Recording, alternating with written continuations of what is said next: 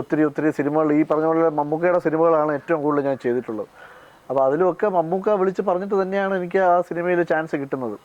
പിന്നെ ഞാൻ ഇപ്പം അദ്ദേഹം വിളിച്ച് പറയുമ്പം ഞാൻ ആ കഥാപാത്രം എത്രമാത്രം ഉണ്ടെന്നോ അല്ലെങ്കിൽ ആ കഥാപാത്രം എങ്ങനെയാണെന്നോ ഒന്നും നമ്മൾ ചിന്തിക്കാറില്ല. ഈ മമ്മൂട്ടിയെ സംബന്ധിച്ചിടത്തോളം അദ്ദേഹം ഈ ചെറിയ ചെറിയ കലാകാരന്മാരെയൊക്കെ വലിയ രീതിയിൽ ട്രീറ്റ് ചെയ്യുന്ന ഒരാളാണെന്ന് കേട്ടിട്ടുണ്ട്.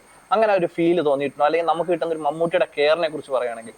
തീർച്ചയായിട്ടും. കാരണം നമ്മളെയൊക്കെ സീരിയൽ കണ്ടിട്ട് അദ്ദേഹം പലപ്പോഴും പറയാറുണ്ട്, നിന്നെ ആ സീരിയലിൽ കണ്ടായിരുന്നു. ഞാൻ ഇതേപോലെ ടി വിയിൽ വീട്ടിലിരുന്ന സമയത്ത് അദ്ദേഹം സീരിയലുകളൊക്കെ വാച്ച് ചെയ്യുന്ന വ്യക്തിയാണ്. അപ്പം ഈ പറഞ്ഞ പോലെ ടി വിയിൽ വീട്ടിൽ കണ്ടുകൊണ്ടിരുന്ന സമയത്ത് നിൻ്റെ കഴിഞ്ഞ ഒരു എപ്പിസോഡൊന്നും ഞാൻ കണ്ടിരുന്നു, അതിന് വളരെ മനോഹരമായിട്ട് നീ ചെയ്യണതൊക്കെ ഞാൻ കണ്ടിരുന്നു എന്നൊക്കെ പറഞ്ഞിട്ടുണ്ട്. പരസ്പരമൊക്കെ ഒരുപാട് അദ്ദേഹം കണ്ടുകൊണ്ടിരുന്നൊരു വ്യക്തിയായിരുന്നു. മമ്മൂട്ടി പരസ്പരം കണ്ട് എന്താ പറഞ്ഞത്?